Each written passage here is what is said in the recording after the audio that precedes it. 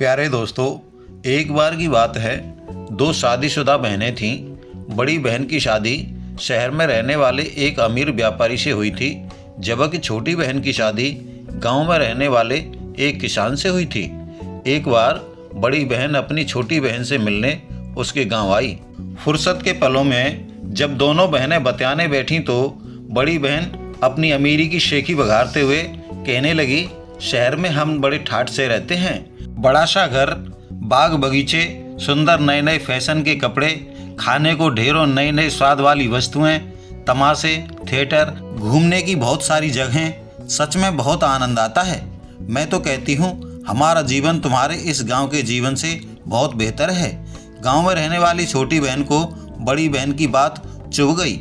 वह भी अपने गांव के जीवन की तारीफ करते हुए बोली, ये सच है कि गांव का जीवन उतना सुंदर और स्वच्छ नहीं है जितना आपका शहर में।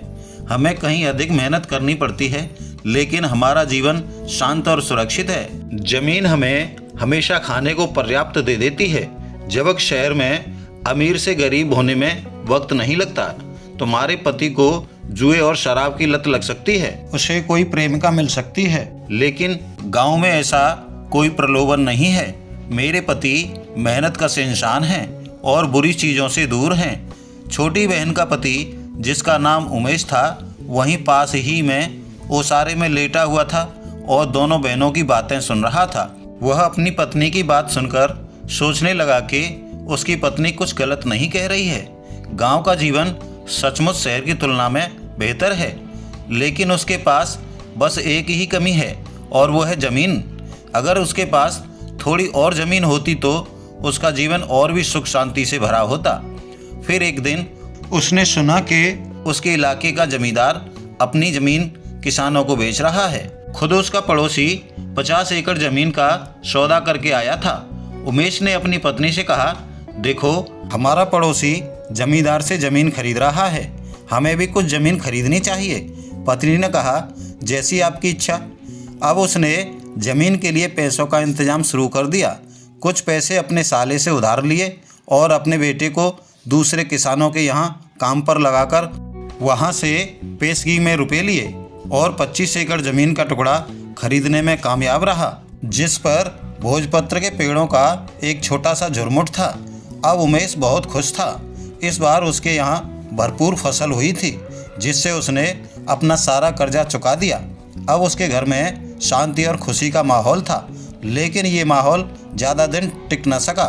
अक्सर पड़ोसियों की गायें उसके खेतों में आ जाती थीं और फसल को नुकसान पहुंचाती थीं।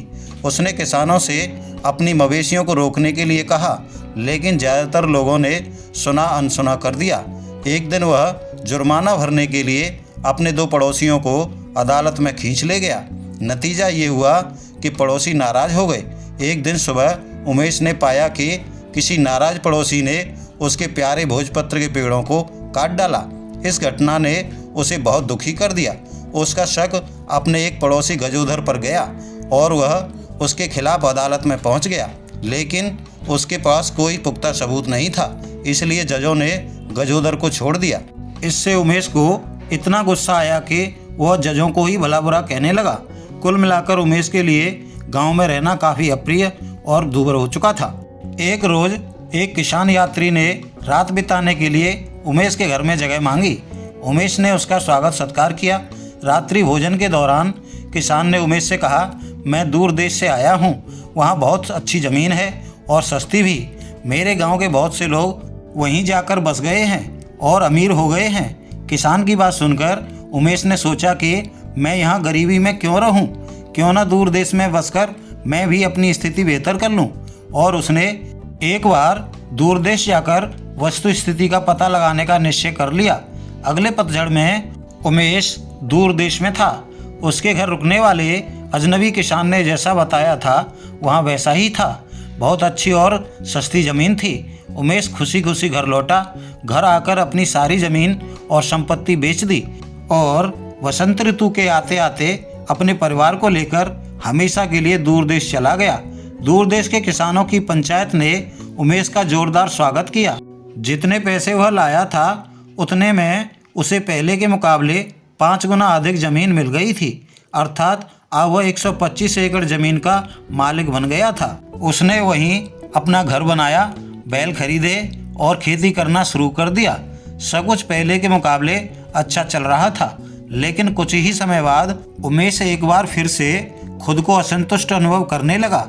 बात दरअसल यह थी कि उमेश के खेत इकट्ठे नहीं थे, वे दूर दूर फैले हुए थे। उसे एक खेत से दूसरे खेत जाने में कठिनाई होती थी।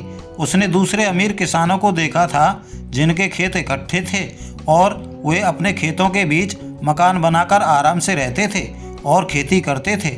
उसने सोचा कि अगर मैं भी ऐसी ही इकट्ठी ज़मीन खरीद सकूं और उसमें अपना मकान बनाकर रह सकूं तो जीवन में चैन आए। संयोग से उसे एक किसान मिल गया जो अपनी 1200 एकड़ ज़मीन 1 लाख रुपए में बेचने को तैयार था। उमेश ने उस किसान से ज़मीन की बात कर ली और रुपए का इंतजाम भी कर लिया, लेकिन इससे पहले कि सौदा हो पाता, एक अजनबी व्यापारी रात बिताने के लिए उमेश के घर रुकने आ गया। रात को बातचीत के दौरान व्यापारी ने बताया, मैं बहुत ही दूर वस्किर प्रदेश से आया हूँ। वहाँ के लोग बहुत ही अच्छे और मिलनसार हैं। उनके पास इतनी ज़मीनें हैं कि उन्होंने मुझे मात्र 1 लाख रुपए में 12,000 एकड़ ज़मीन बेच दी। इतनी सस्ती ज़मीन धरती पर शायद ही कहीं मिले, और ज़मीन भी कैसी, एकदम सोना उगलने वाली, उपजाऊ, जिसके बगल में ही नदी बहती है। व्यापारी की बात सुनकर उमेश ने सोचा कि मैं यहाँ 1200 एकड़ के लिए 1 लाख रुपए क्यों दूं, जो मुझे इतने ही पैसों में 10 गुना ज़मीन मिल सकती है। उसने ज़मीन का सौदा स्थगित किया और व्यापारी की बातों की सच्चाई पता लगाने के लिए बक्सर देश जाने का निश्चय कर लिया। अपने परिवार को वहीं छोड़ और एक विश्वस्त नौकर को साथ लेकर उमेश बक्सर देश की ओर निकल पड़ा। रास्ते में पड़ने वाले एक शहर से उसने बक्सर वासियों के लिए कुछ उपहार खरीदे और कुछ दिनों में वहां पहुंच गया। व्यापारी ने जैसा बताया था, बक्सर को उसने उससे बढ़कर ही पाया। वहां के लोग बड़े खुशमिजाज और लापरवाह किस्म के थे। उन्होंने उमेश का बड़े ही दोस्ताना ढंग से स्वागत किया। उमेश ने भी साथ लाए उपहार उन लोगों को बांटे। रात में उन लोगों ने उमेश को एक आरामदायक तंबू में ठहराया और पूछा, आप इतनी दूर से आए हैं, बताइए हम आपके लिए क्या कर सकते हैं। उमेश ने कहा, मैं यहाँ आप लोगों से ज़मीन खरीदना चाहता हूँ। मेरे गांव की मिट्टी खराब हो गई है, अब उपजाऊ नहीं रही और ज़मीन भी मेरे हिसाब से बहुत कम है। बक्सर वासियों ने कहा, हम आपको जितनी चाहिए उतनी ज़मीन दे देंगे, लेकिन इसके लिए हमारे सरदार की अनुमति आवश्यक होगी। वो आते ही होंगे, उनसे पूछकर ही हम कोई जवाब दे सकते हैं। तभी सिर पर फर की टोपी पहने एक बुजुर्ग व्यक्ति वहां पहुंचा। वही सरदार था। उसने कहा, अगर आपको ज़मीन चाहिए तो जितनी चाहिए ले सकते हो, हमारे पास काफ़ी ज़मीन है। उमेश ने खुश होते हुए सरदार को धन्यवाद दिया और कीमत के बारे में पूछा। सरदार ने कहा, हमारी एक ही कीमत है, एक दिन का 1 लाख रुपए। उमेश को कुछ समझ में नहीं आया। उसने पूछा, एक दिन का 1 लाख रुपए? भला दिन का ज़मीन की कीमत से क्या ताल्लुक? सरदार ने समझाया कि तुम्हारे पास वो सारी ज़मीन हो सकती है जितनी तुम एक दिन में पैदल चलकर घेर सकते हो, जिसकी कीमत होगी 1 लाख रुपए। इस अजीबोगरीब बात से हैरान उमेश ने कहा, लेकिन एक दिन में तो मैं ज़मीन के बहुत बड़े टुकड़े पर घूम सकता हूँ, तो क्या वो सारी ज़मीन मेरी हो जाएगी? बिल्कुल, सरदार ने कहा, लेकिन शर्त ये होगी कि जहाँ से तुम चलना शुरू करोगे तुम्हें शाम होने से पहले उसी स्थान पर वापस आना होगा। अगर नहीं आ सके तो तुम्हारे 1 लाख रुपए जब्त हो जाएंगे और ज़मीन भी नहीं मिलेगी। उमेश को लगा कि जैसे मुँह मांगी मुराद मिल गई हो। उसने तुरंत सौदे के लिए हामी भर दी और तय किया कि वह अगली सुबह ज़मीन पर घूमने के लिए निकलेगा। उस रात उमेश सो नहीं सका। वह हिसाब लगाता रहा कि गर्मी के एक लंबे दिन वह 50 मील तो चल ही सकता है। फिर वह सोचने लगा कि इतनी बड़ी ज़मीन में कुछ खराब ज़मीन भी हो सकती है। ऐसी ज़मीन को वह बटाई पर दे देगा और अच्छी ज़मीन पर खुद खेती करेगा। खेती के लिए कितने जोड़ी बैल लगेंगे, कितने नौकर रखने होंगे, आदि आदि। ये सोचते हुए भोर के ठीक पहले उसकी आंख झपक गई। नींद में उसने सपना देखा। उसने देखा कि बक्सर का सरदार तंबू के बाहर बैठा जोर जोर से हंस रहा था। उमेश उसके पास जाकर पूछता है, आप किस बात पे हंस रहे हैं? तभी उमेश को वहाँ एक व्यापारी बैठा दिखाई देता है। वह व्यापारी के पास जाकर पूछता है, आप यहाँ कब से हैं? तभी व्यापारी दूर देश के किसान में बदल जाता है। उसे इधर उधर देखता है तो उसे एक लाश पड़ी दिखाई देती है।